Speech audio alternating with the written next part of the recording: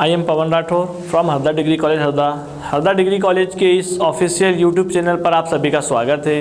जैसा कि हमने ऑर्गेनिक फार्मिंग जैविक खेती विषय के अंतर्गत सिलेबस देखा था फर्स्ट वीडियो में, अब हम उस सिलेबस के कुछ जो टॉपिक्स हैं इम्पॉर्टेंट उनको देखेंगे। फर्स्ट यूनिट से टॉपिक लिया गया है ये वाला, हम देखें ऑर्गेनिक फार्मिंग क्या होती है। ठीक है, तो आगे हम देखेंगे कंटेंट क्या क्या है सिलेबस में पूरा। तो ऑर्गेनिक फूड्स क्या होते हैं, ऑर्गेनिक फार्मिंग क्या होती है, why organic farming, impact of modern agriculture, status of organic farming world और ऑर्गेनिक फार्मिंग हस्बेंड्री। तो महत्वपूर्ण टॉपिक है जैविक खेती। बहुत से विद्यार्थियों को जैविक खेती के बारे में पता नहीं है, इसीलिए नई शिक्षा नीति में ये सिलेबस को इंक्लूड किया जाएगा।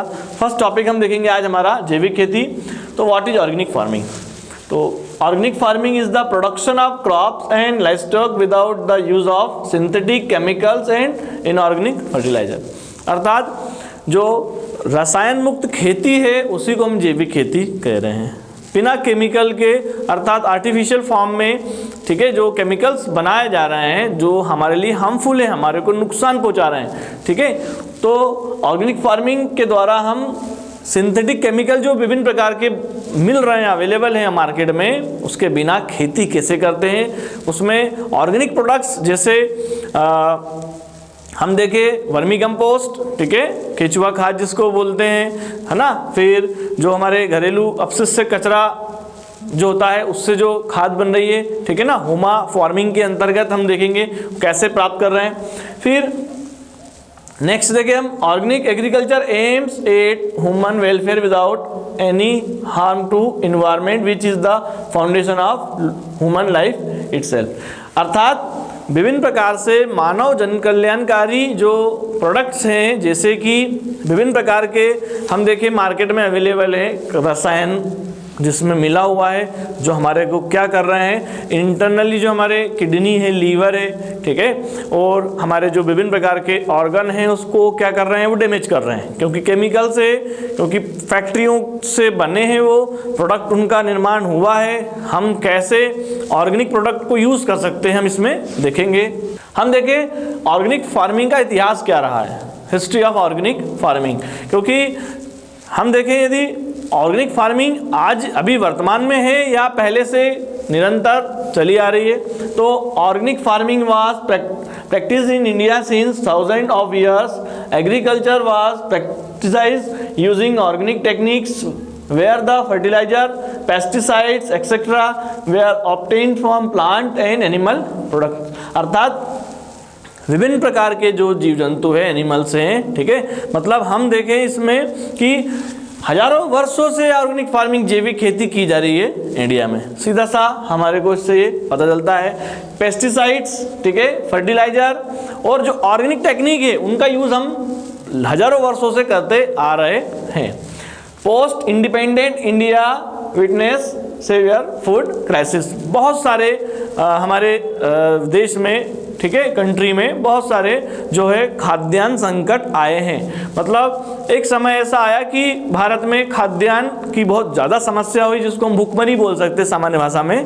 तो उस समय हमें पता चला कि हमको खुद को जैविक खेती पर डिपेंड होना पड़ेगा, क्योंकि रसायन खेती के नुकसान तो ये है कि हमारे इंटरनल ऑर्गन बॉडी के हमारे को नुकसान पहुँचा ही रहे हैं, बट केमिकल जो होता है वो क्या हो रहा है, बाहर से हमको क्या करना पड़ रहा है, आयात करना पड़ रहा है। ठीक है, तो वो केमिकल आयात करना हमारे लिए एक नुकसानदेह है। आगे देखिए हम India dependent on heavy imports of food for aid from western countries. बहुत सारी ज़्यादा मात्रा में वेस्टर्न कंट्रीज से हमने क्या करा है, बाहर से जो है खाद्य को या फर्टिलाइजर को या हमें जो भी प्रोडक्ट की आवश्यकता है हम पहले आयात कर रहे थे। ठीक है, कारण क्या है, क्योंकि हम जो है जैविक खेती को ज़्यादा नहीं क्या कर रहे थे, इसको फॉलो कर रहे थे, सीधी बात हम ये कहें। नेक्स्ट देखिए हम आगे, green revolution introduce in 1970s changes by situation from food importer to food exporter by. तो अब ये देखिए इंपॉर्टेंट यहाँ पर आया है 1970, ठीक है, हरित क्रांति का दौर हम देखें क्या है। तो 1970 के बाद से सिचुएशन चेंज हुई। हम पहले 1970 के पहले क्या थे, हम क्या करते थे, आयात करते थे। हम 1990 के लगभग में हम क्या कर रहे हैं, निर्यात कर रहे हैं। तो ये हमारे में चेंजेस आया है जैविक खेती के द्वारा ही। आगे देखें, व्हाट इज ऑर्गेनिक एग्रीकल्चर, ठीक है, क्या होती है ऑर्गेनिक एग्रीकल्चर, ठीक है। इसमें organic agriculture is a production system that sustain the health of soil, ecosystem and people. Organic खेती जो पर्यावरण है, ठीक है, इकोसिस्टम, पारिस्थितिक तंत्र और मृदा और जो मानव जन कल्याणकारी के लिए लाभकारी हैगी। ये इनके द्वारा ही हमारे को क्या हो रहा है, फायदा हो रहा है। क्योंकि इकोनॉमिकली जैविक खेती के द्वारा किसान समृद्ध तो हो ही रहा है, बट रसायन से हमको मुक्ति मिल रही है। रसायन मुक्त खेती की ओर हम अग्रसर हैं जैविक खेती को उपयोग करने से। It relies on ecological process, biodiversity and biological cycles adapted to local condition rather than the use of synthetic inputs with adverse effects।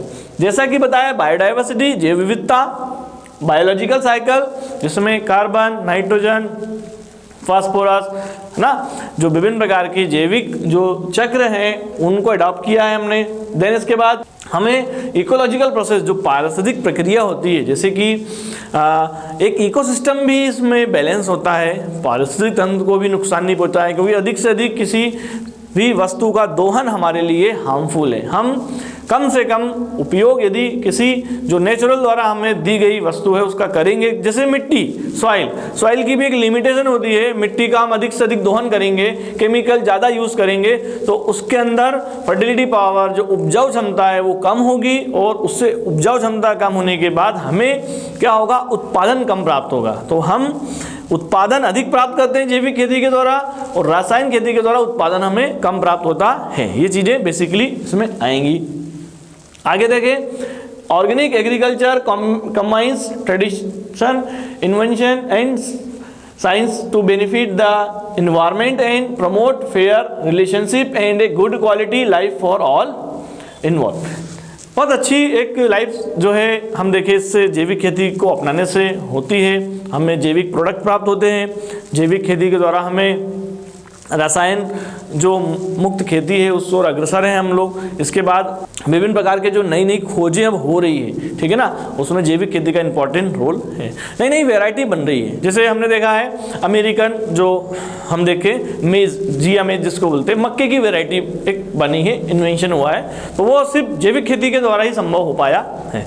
और भी कई वैरायटी है, गेहूँ की हो, चने की हो, ठीक है, मक्का हो, सोयाबीन हो, या हम देखें सीडलेस फ्रूट, है ना, बीज रहित फल का निर्माण भी हम जैविक खेती के द्वारा इजीली कर पा रहे हैं। तो ये इंपॉर्टेंट हैगा। व्हाट इज ऑर्गेनिक एग्रीकल्चर, मतलब कृषि क्या होती है जैविक खेती में, हम ये देखें।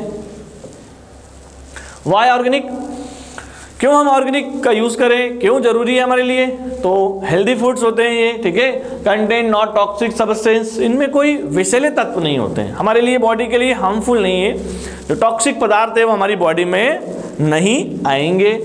नेचुरल एंड गुड टेस्ट, इनकी गुणवत्ता हम देखें, हमें जैविक प्रोडक्ट हम यूज़ कर रहे हैं यदि, तो गुणवत्ता बहुत अच्छी होती है इनकी। इनके अंदर जो है नेचुरली जो हमें प्रकृति के द्वारा दिए हुए पोषक तत्व है, न्यूट्रिएंट्स हैं, जैसे हम कहें फास्फोरस, जिंक, कोबाल्ट, ठीक है, जो पोषक तत्व होते हैं, एसेंशियल एंड नॉन एसेंशियल, आवश्यक और अनावश्यक तत्व जिसको हम बोल रहे हैं, ठीक है, मेजर और माइक्रो न्यूट्रिएंट्स, वो सब इसमें इन्वॉल्व होते हैं। Higher benefits cost ratio due to less external, benefit ज़्यादा प्राप्त होते हैं हमको, जैसा पता है जैविक खेती के द्वारा, और जो कम समय लगता है। बट एक चीज़ ये देखी गई है कि किसान अभी इस ओर ज़्यादा नहीं खेती को कर पा रहा है। कारण उसका ये है कि उसको अज्ञानता, ठीक है ना, नॉलेज, यदि हम लोग बताएं, आगे प्रमोट करें कि इसके फ़ायदे क्या हैं, इसके नुकसान क्या है, क्योंकि इसमें जो होता है व्यक्ति को बेनिफिट है बट वो लॉन्ग टाइम, मतलब हम अभी कर रहे हैं उसके रिजल्ट हमको आगे फ्यूचर में प्राप्त होंगे। ठीक है, किसान ये चीज़ें समझेगा तो वो आगे खेती को जरूर करेगा। आगे देखिए हम takes care of environmental concerns of farming. तो जो इन्वायरमेंटल कंसर्न्स, जैसे हम देखें इन्वायरमेंट के में हमें जो नेचर ने दिया हुआ है, ठीक है, वाटर हो, ठीक है, या सॉइल हो या केमिकल्स हो या विभिन्न प्रकार के जो भी जैविक खेती में प्रोडक्ट यूज़ हो रहे हैं वो एक पर्टिकुलर एक निश्चित मात्रा में यूज़ होते हैं। तो ये भी हम इसमें देखेंगे। आगे देखें हम वाई फार्म ऑर्गेनिकली, ठीक है ना। अब इसमें देखें तो ऑर्गेनिक फार्मिंग एम्स टू, इसका उद्देश्य क्या है, ऑब्जेक्ट क्या है, क्या ऑब्जेक्ट है, तो देखें हम इसमें increase long term soil fertility, लंबे समय तक के लिए सॉइल की जो फर्टिलिटी पावर है, अच्छा जिसको हम कहेंगे मृदा की उपजाऊ क्षमता, क्योंकि मिट्टी की भी, सॉइल की भी एक पर्टिकुलर एक पावर होती है जो कि कंटिन्यू केमिकल के यूज से डिस्ट्रॉय होती है, तो हम यह इससे इंक्रीज कर सकते हैं ऑर्गेनिक प्रोडक्ट का यूज करने से। Control paste and disease without harming the environment.